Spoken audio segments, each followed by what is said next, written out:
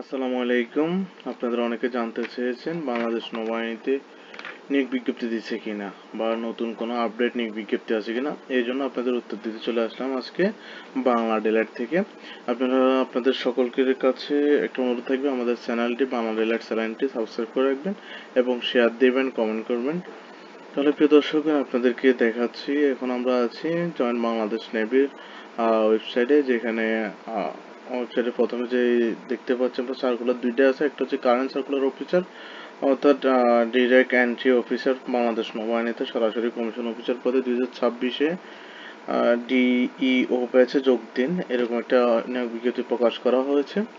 অন্য আরেকটা হচ্ছে ডিই সেলার বাংলাদেশ নৌবাহিনীতে যোগ দিন বি 2025 ব্যাচে নৌবাহিনীর টেকনিক্যাল শাখায় direct entry sailors for dockyard ভর্তি কার্যক্রম শুরু হয়েছে। শুধুমাত্র অনলাইনে আবেদন গ্রহণযোগ্য, অর্থাৎ সৈনিকের কোনো আবেদন হচ্ছে না। দুইটাই সার্কুলার আছে, যেখানে আমি আপনাদেরকে ডিটেলসে যাই।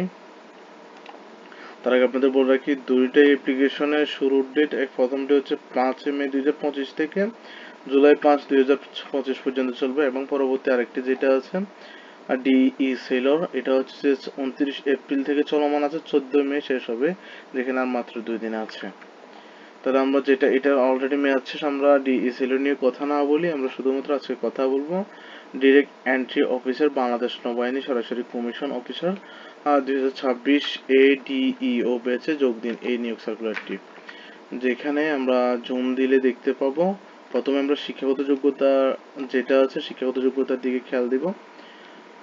এখানে নারী পুরুষ উভয়ই নেবে, এবং শিক্ষাগত যোগ্যতার ক্ষেত্রে সরকার কর্তৃক স্বীকৃত স্বনামধন্য বিশ্ববিদ্যালয় হতে নিম্নবর্ণিত বিষয় স্নাতক সহ মাস্টার্স থাকতে হবে।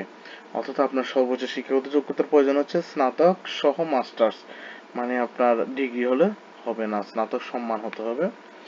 আর এই ক্ষেত্রে প্রার্থীদের এইচএসসি এসএসসি সমমানের উভয় পরীক্ষায় জিপিএ 4 থাকতে হবে, এবং মাস্টার্সের ও স্নাতকের পরীক্ষায় আপনার জিপিএ 3 থাকতে হবে, যেখানে স্কেল 4 ধরা হয় আর কি। অথবা ইংরেজি মাধ্যমে যারা ও লেভেল থেকে পরীক্ষা দিয়েছেন তাদের 2টি বিষয় ন্যূনতম এ গ্রেড এবং যে কোনো 4টি বিষয়ে বি গ্রেড থাকতে হবে। এই লেভেলে যে কোনো 3টি বিষয়ে ন্যূনতম বি গ্রেড, এবং সম্মান বা স্নাতক সম্মানে মাস্টার্স উভয় পরীক্ষা ন্যূনতম 3 থাকতে হবে, যেখানে জিপিএ স্কেল 4। আর বাংলা, ইংরেজি, পদার্থবিজ্ঞান, রসায়ন এই বিষয় 4টি।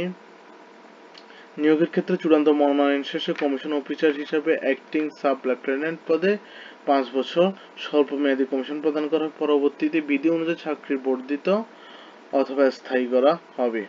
তাহলে আপনারা জেনে গেলেন, যেখানে শিক্ষাগত যোগ্যতা শিক্ষা শাখা যেখানে নিয়োগ দিচ্ছে বাংলাদেশ নৌবাহিনীর কমিশন অফিসার পদে, তার শিক্ষাগত কথা বললাম, এবং আরো একটি পদ শিক্ষা শাখা ইঞ্জিনিয়ার। এর আগে যেটা বলছি এটা বিবিধ বিষয় নিয়ে, এবার হচ্ছে ইঞ্জিনিয়ার নেবে, যেখানে computer science engineer, civil engineering, aerotechnical, তারপর হচ্ছে ইঞ্জিনিয়ারিং ইলেকট্রনিক ইঞ্জিনিয়ার নেবে।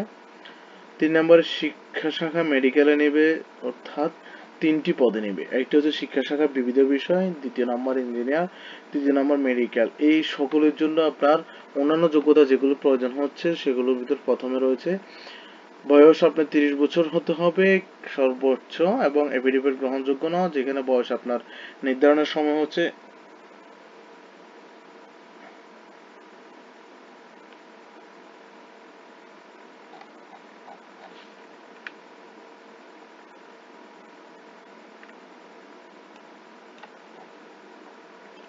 যেখানে বয়স নির্ধারণের সময় হচ্ছে 1 জানুয়ারি 2026 ইংরেজি তারিখে শুরু হয়ে 30, অর্থাৎ 1 জানুয়ারি 2026 আপনার বয়স 32 বছর হতে হবে, এবং বিবাহিত অবস্থা বিবাহিত অবিবাহিত উভয় হবে, সমস্যা নেই।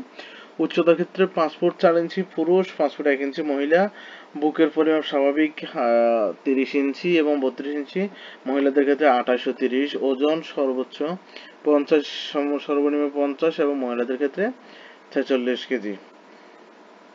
তাহলে প্রিয় দর্শকগণ, আপনারা জেনে গেলেন বাংলাদেশ নৌবাহিনীর যে একটি মাত্র সার্কুলারে আপনার চলমান আছে, যেটি হচ্ছে সরাসরি কমিশন অফিসার পদে, এবং এখানে 3টি পদে নিচ্ছে বিবিধ বিষয় ইঞ্জিনিয়ার, মেডিকেল সবগুলো শিক্ষা শাখায়। ধন্যবাদ। বাংলা ডিলাইটের সাথে থাকবেন, নিত্য নতুন নিয়োগ বিজ্ঞপ্তি সার্কুলারগুলো খুব সহজে পেয়ে যাবেন আশা করি। ধন্যবাদ বাংলা ডিলাইট।